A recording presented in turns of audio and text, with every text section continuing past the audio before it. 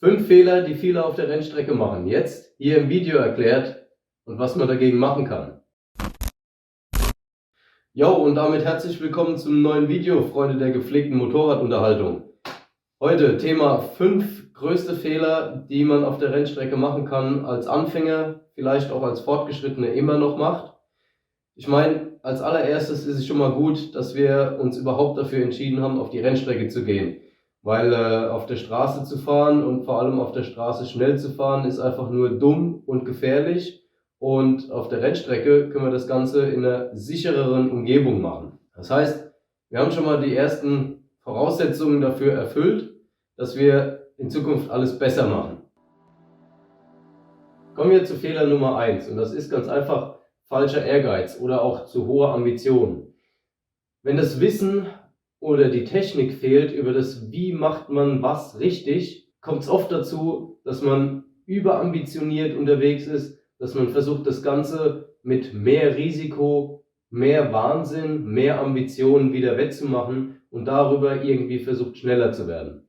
Dadurch kann es dann wieder zu erhöhter Sturzgefahr kommen, was am Ende im besten Fall nur in teuren Teilen und Reparaturen endet, im schlimmsten Fall mit Verletzungen oder sogar Krankenhaus. Das wollen wir natürlich vermeiden und deswegen sollten wir nicht zu lange versuchen, uns selbst irgendwie auf ein hohes Niveau zu bringen und von alleine irgendwie schnell zu werden, sondern sollten hier relativ zeitnah die Hilfe von einem Profi in Anspruch nehmen, sollten uns nicht zu schade sein, einen Profi zu fragen. Das heißt, auf den Rennevents, auf den Renntrainings, egal ob das bei Speer oder Hafenegger oder anderen Veranstaltern ist, einfach mal einen Instruktor fragen, dafür sind die Profis da, dafür sind die Instruktoren da und die können euch weiterhelfen, um auf ein neues Level zu kommen, ohne dass ihr dann selbst ins Risiko gehen müsst, weil euch einfach das Wissen oder die Technik fehlt. Die Profis können dann von außen beurteilen oder auch mit der Kamera aufzeichnen und euch dann im Nachgespräch vom Turn genau erklären, was ihr für Fehler macht,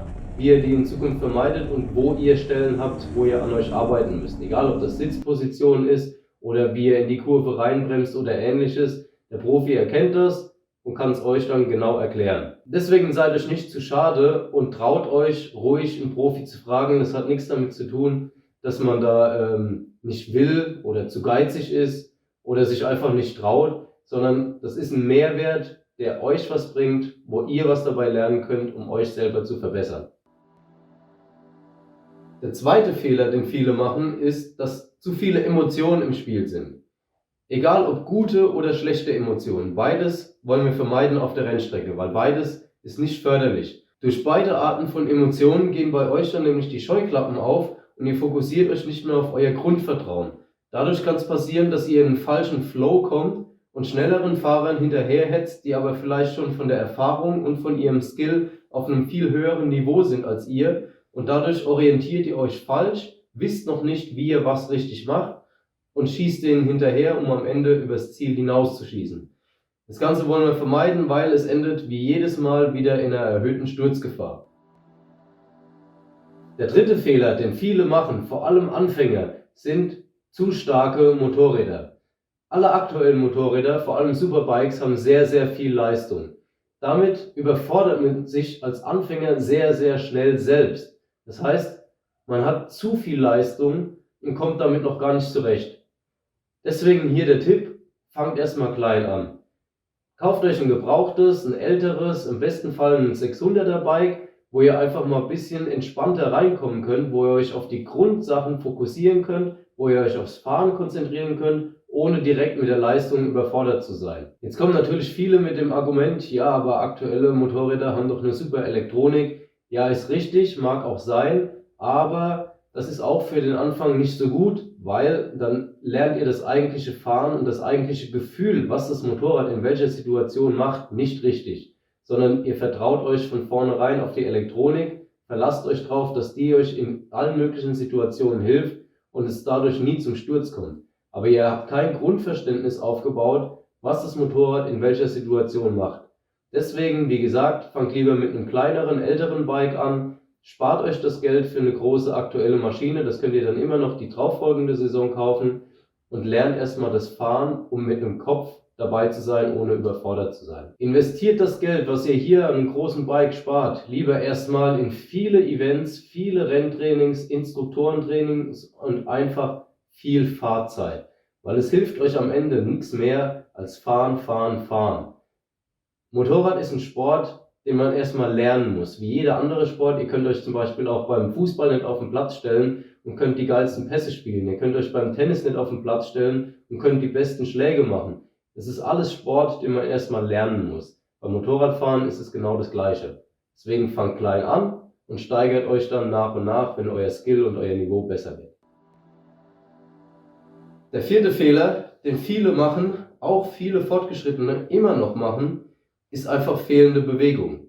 Das heißt, man sitzt viel zu steif auf dem Motorrad, weiß gar nicht wirklich, was man machen soll, macht dadurch vielleicht sogar eher noch das Falsche, oder auf der anderen Seite, man hat vielleicht sogar viel zu viel Angst, das Motorrad korrekt zu bedienen und hat viel zu viel Respekt davor, das Motorrad richtig zu benutzen.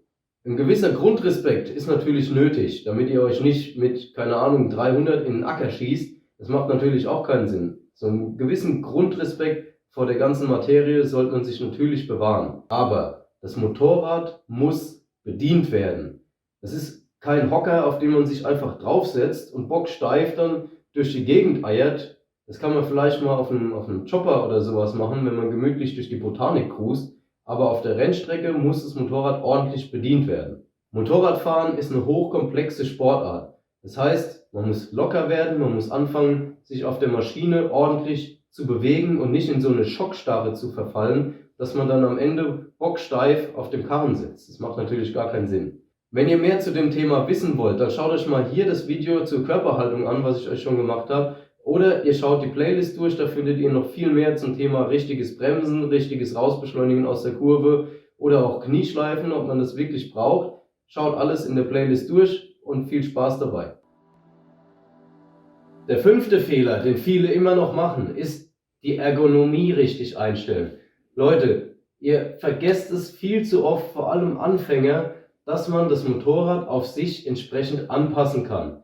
Man kann die Hebel in der Höhe richtig einstellen, man kann die Hebel von der Entfernung zum Griff richtig einstellen, man kann den Schalthebel in der Höhe variieren, dass ihr mit dem Fuß ordentlich drunter schlüpfen könnt. Ihr könnt euren Sitz erhöhen, ihr könnt euch eine andere Rastenanlage besorgen, dass ihr mit eurem Kniewinkel einen angenehmeren Winkel habt, dass ihr bequemer drauf sitzt, dass die Fußrasten weniger schleifen. Das sind alles Punkte, die ihr unbedingt beachten solltet. Ihr müsst euer Motorrad richtig auf euren Körper einstellen. Ihr müsst euch wohlfühlen auf der Maschine, denn nur wenn ihr euch wirklich wohlfühlt, könnt ihr euch ordentlich bewegen, könnt das Motorrad ordentlich bedienen und könnt dadurch entspannter, schnell fahren. Das heißt zum Beispiel, die Hebel sollten als Verlängerung der Arme gelten. Das heißt, das Handgelenk, der Arm, die Hand sollte eine Linie ergeben, wenn ihr drauf sitzt. Der Hebel sollte nicht hier oben stehen, dass ihr euer Handgelenk so abknicken müsst, damit ihr irgendwie bremsen könnt. Genauso wenig soll er hier unten stehen, dass ihr euer Handgelenk so weit nach unten biegen müsst, bis ihr überhaupt rankommt,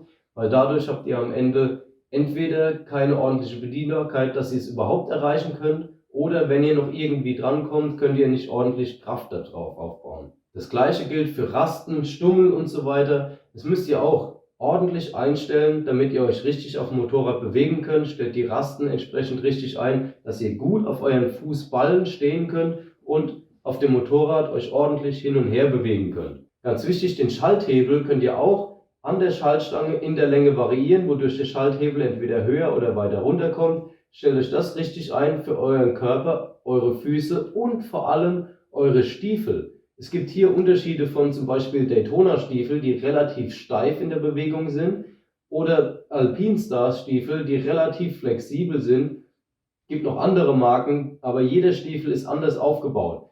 Und ihr müsst bei euren Stiefel, euren Fuß ordentlich schauen, dass ihr in jeder Fahrsituation gut unter den Schalthebel kommen könnt, um den richtig bedienen zu können. Probiert es aus, das könnt ihr im Trockenen in der Garage zum Beispiel machen und könnt den Hebel da schon richtig einstellen und müssen dann auf der Rennstrecke nur noch ein bisschen feinjustieren. Das gleiche gilt natürlich auch auf der anderen Seite für die Fußbremse. Die soll natürlich auch in keinem Fall irgendwie komisch stehen, also zu weit unten, dass ihr sie gar nicht erreichen könnt und überhaupt nicht auf die Fußbremse treten könnt. Genauso wenig aber viel zu steil, dass wenn der Fuß aufliegt, schon die Bremse die ganze Zeit am Mitschleifen ist. Das ist natürlich auch totaler Quatsch. Ja, kommen wir zum Fazit.